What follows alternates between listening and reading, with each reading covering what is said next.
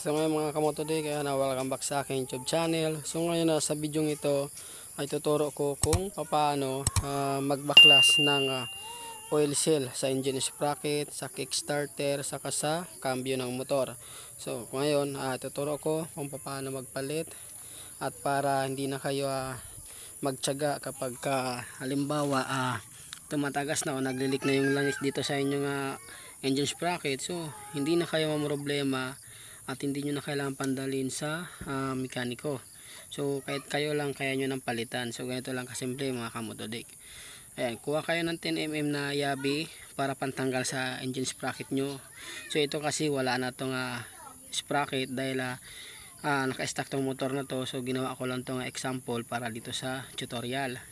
So ngayon una, alam mo baklas nyo na yung cover ng engine sprocket at saka yung sprocket nyo natanggal nyo na. Kuha kayo ng isang matulis na ganito. So itong ginawa ko kasi Phillips screw to na nasira, so pinatulis ko. So ngayon sungkitin nyo lang to palabas. Ganito lang, parang ganito lang yan. Okay, yan.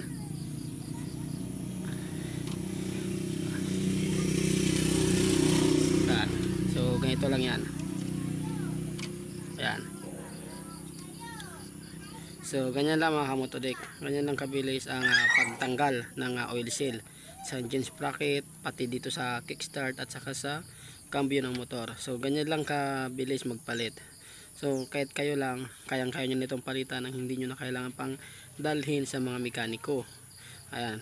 So ngayon balik ko na to dahil akong pampalit dito. Ginawa ko lang ito example. So ganyan lang din ang pagbalik. Ayan.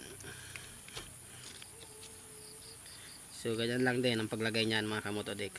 So ayan kung may natutunan ka sa video na to, ayan pakiclick naman na subscribe at notification bell at para lagi kang update sa mga bagong video i-upload kagaya nito. Ayan, maraming salamat.